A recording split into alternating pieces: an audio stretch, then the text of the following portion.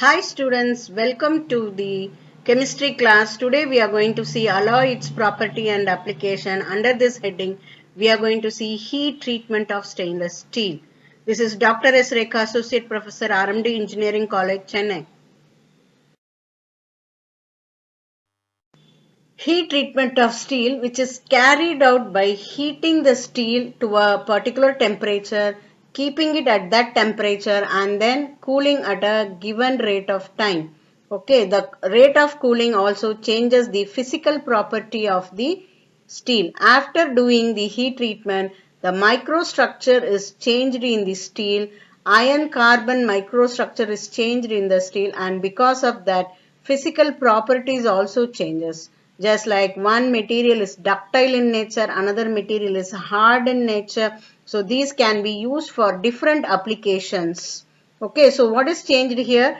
Iron carbon microstructure is changed. They take the pearlite structure, they take cementite structure, they take austenite structure, ferritic structure, different forms of structure so that it can be used for respective applications. Heat treatment is carried out in three steps. It is a combination of operation. First step, heating. Heating is carried out at different rate of heating. So rate of heating also matters in heating a steel. Okay. Step 2, soaking or holding the material steel at the same temperature for a long period of time. Okay, for a planned period of time. Step 3, cooling at a specified rate. The rate of cooling changes the physical property of the iron, that is steel, by changing its microstructure. So all the three steps are very important in obtaining a desired property of the steel after heating. So it takes place in three steps: heating, soaking and cooling. So see the diagram here. Surface heating is done at a faster rate of heating because only the surface we want to heat. We don't want to heat the inner core. If you want to heat the whole bulk, then the rate of heating is very slow. See here, the rate of heating is very slow. That is core heating or bulk heating. Okay. And then soaking for a time period at the same temperature, at the high temperature, soaking, keeping the material at the same temperature so that the microstructure changes. Okay, iron carbon microstructure changes. After that, cooling. Cooling also we have different rate of cooling. Okay, so in annealing it is the slowest cooling, hardening the fastest cooling occurs. So accordingly the property also changes. Purpose of heat treatment. Heat treatment is carried out to improve the magnetic and electrical property, to refine the grain structure, to remove the imprisoned gases, to remove the internal stress, to decrease the melting point, to improve corrosion resistance, and so on. Heat treatment can be carried out by different methods. So here we have bulk hardening and only surface hardening or case hardening.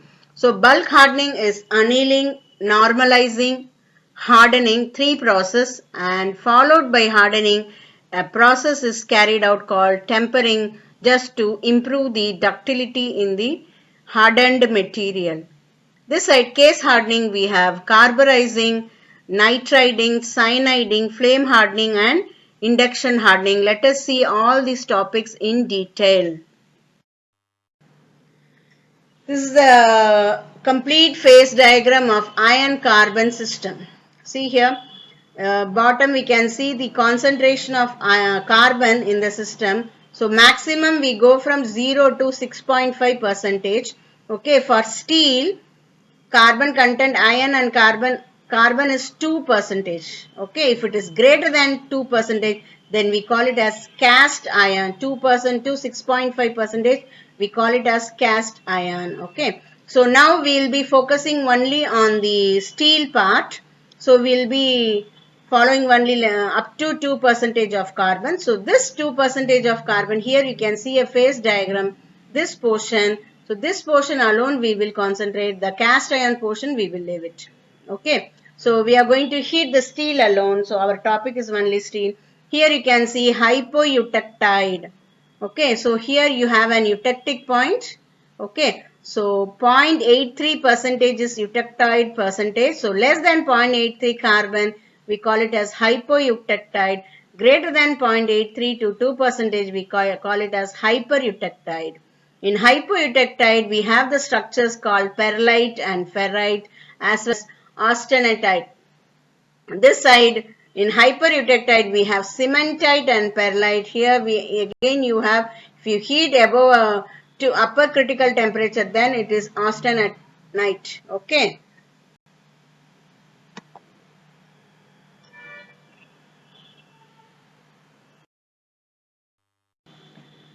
So we will cut from that figure and we'll make it as a simple diagram here where we have only the hypoeutectide point. Okay, only up to 2 percentage of carbon. So this is the area we are going to focus. Okay, here we have austenite, here we have alpha ferrite, perlite, and here we have perlite and cementite. And at the eutectic point, it is only perlite. If you want perlite, you have to heat it at the eutectic point and cool it at the same point. Okay. So now we'll go to the next slide. So same figure in a different region are being shown to you with the different colors, right? To understand things better. Annealing. Annealing involves heating to above upper critical temperature, soaking for few hours in the same temperature and then cooling very slowly inside the furnace itself to room temperature. This involves lot of energy, hence it is a costlier method. It improves the softness, that is ductility of the material as well as toughness, but reduces the hardness of the material. There are two types of annealing, that is full annealing and process annealing. Let us see them in detail. Full annealing is done above the upper critical temperature, that is 50 degree above the upper critical temperature, and holding it that temperature and cooling slowly inside the furnace. Suitable in low mild steel as well as high carbon steel. Phase transformation occur during full annealing process. The resulting crystal structure is laminated perlite. So after annealing, the microstructure is laminated perlite. Resulted metal is more ductile, and this process is used for steel for deep drawing operations. Steel which is used for deep drawing operations. Process annealing, it is done by heating the steel below the lower critical temperature, holding it there for a few hours and then cooling inside the furnace itself. It is also called as subcritical annealing. It is suitable for low carbon steel and phase transformation does not take place here. The material is in the same phase throughout the process. The process annealing is very cheap than full annealing because heating is carried out at a lower temperature, used in sheet metal and wire industries. Purpose: produces a refined grains, induces softness, improves the electrical and magnetic property and machinability. So different types of annealing could be explained from this graph. So here we have A1 is lower critical temperature and A3 is upper critical temperature. So when heating is done above upper critical temperature, 50 degree above upper critical temperature, then it is called full annealing and then followed by cooling. Okay, if you do subcritical annealing, see lower than the lower critical temperature, so it is heated and cooled. So this is called process annealing or subcritical annealing. So this is the difference between these two. If I am heating the steel in between upper and lower critical annealing and then cooling, then it is called intercritical annealing. And we have one more type of annealing called as periodizing, where I am heating above the lower critical temperature, then cooling, a little bit reducing the temperature and then again increasing. just like a waveform. Okay, heating above the critical temperature and coming below this, and then finally cooling is called periodizing. Hardness and toughness differences. There is a minute differences between hardness and toughness. Hardness comes with hardening the material, but hardness is followed by brittleness. If you want to avoid this brittleness to some extent, then we call it as toughness. That is, if a material is scratch proof, then it is called as a hard material, and if it is not we are not able to abrade it, then it is called as abrasion resistance and cutting resistance. It cannot be cut easily. This can be used as a tool for cutting other materials, and as I told, hardness comes with brittleness. Okay, then what is toughness? Toughness is keeping the hardness with it, reducing it slightly, but improving the other property, that's like ductility, that is to avoid the brittleness. Okay, to reduce the impact of brittleness, that is we call it as fracture resistance. Hard material, no, they are brittle in nature, they fracture quickly.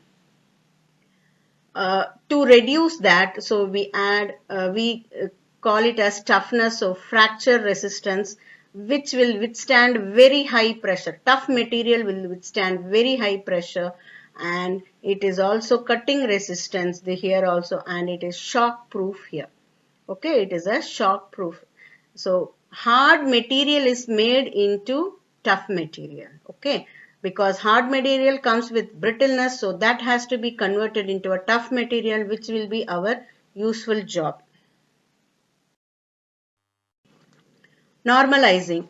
Normalizing is heating above the upper critical temperature, 50 degree above the upper critical temperature, and then soaking it in the furnace for a long period of time, and after that air cooling. Cooling is done just in the normal air, normal environment. So the rate of cooling compared to annealing, here it is fast.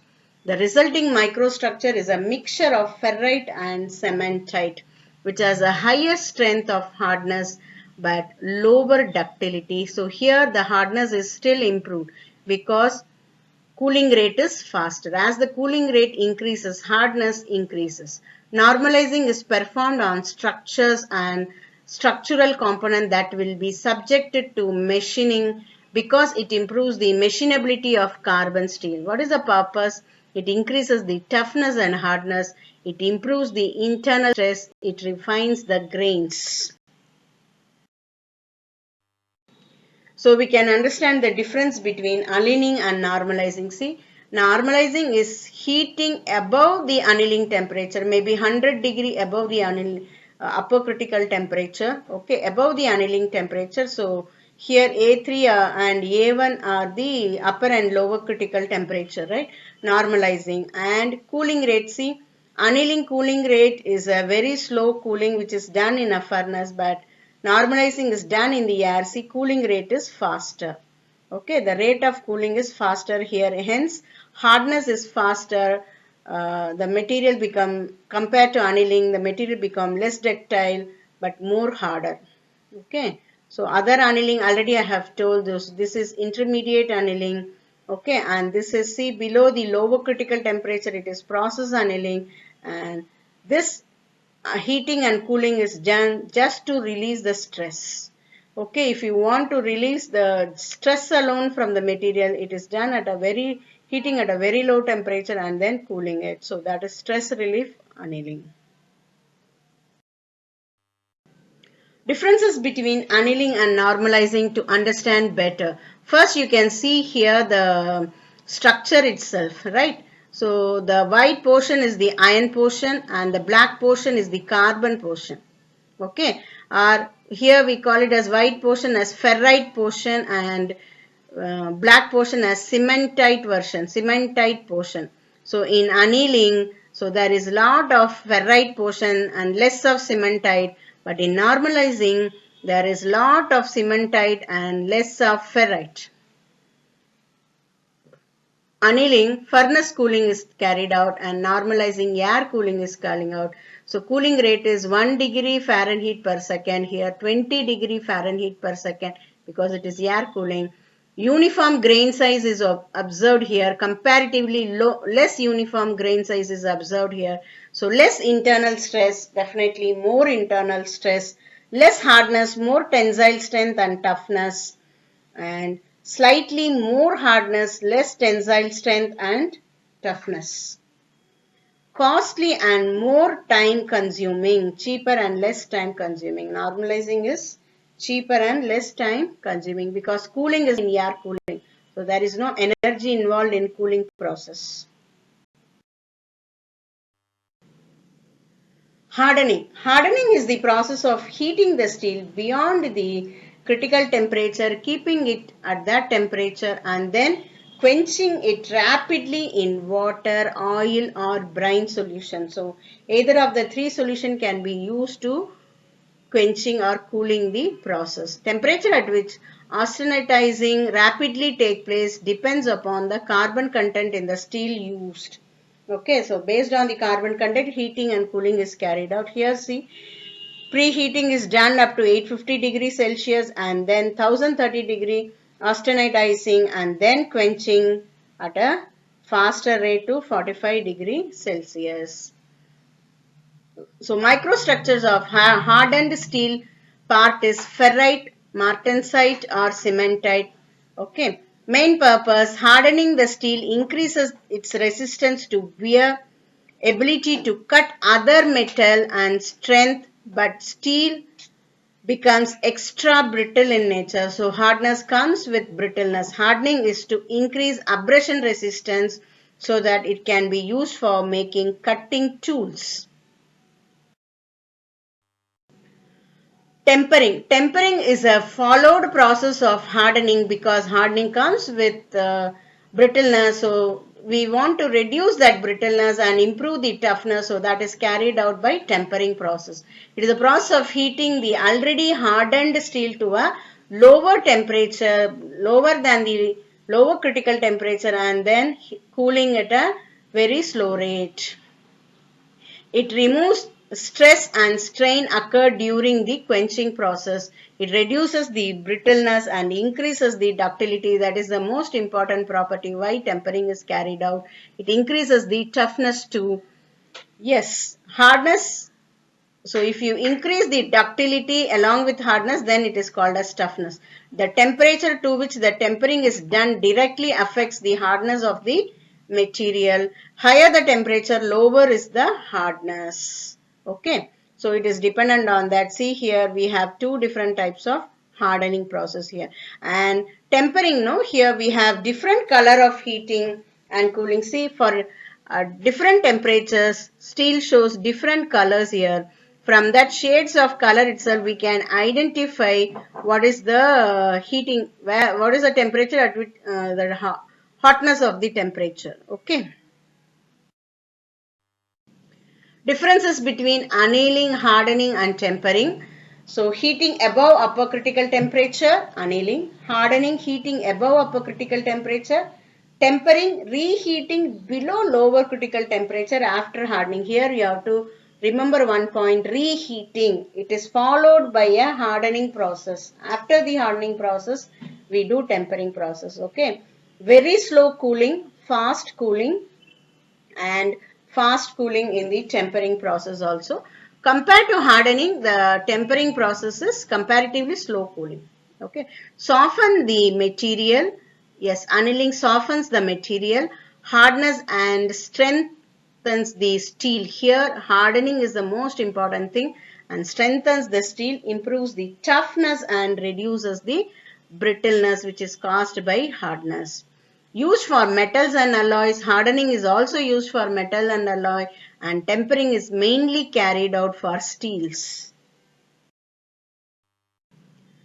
So this is the diagram which talks about the different types of heating. So the pink shade talks about the normalizing temperature at which the steel is heated and the gray scale talks about the full annealing process.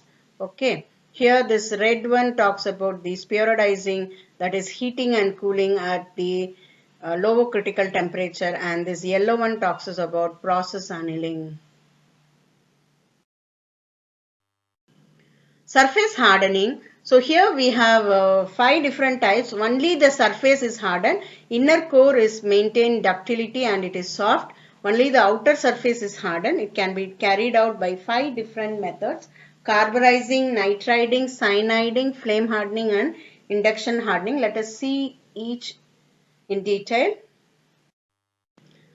Carburizing is carried out in 2 different methods. One is called packed method, another one is called gas carburizing method. In packed method, charcoal and coke are packed with the material and heated to a temperature of 925 to 955 degrees Celsius and exposed to that temperature for a long time and then cooled, so the surface becomes more percentage of carbon and becomes harder in nature. Here in gas carburizing, carbon monoxide or carbon dioxide or methane or propane gas is used for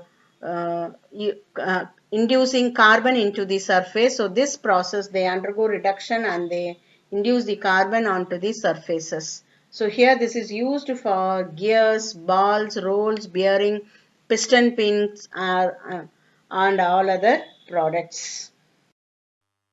Nitriding is the process of inducing nitrogen onto the surfaces of the steel and holding the temperature for a long time, that is 550 degrees Celsius, and then cooling it. So it transforms into austenite structure.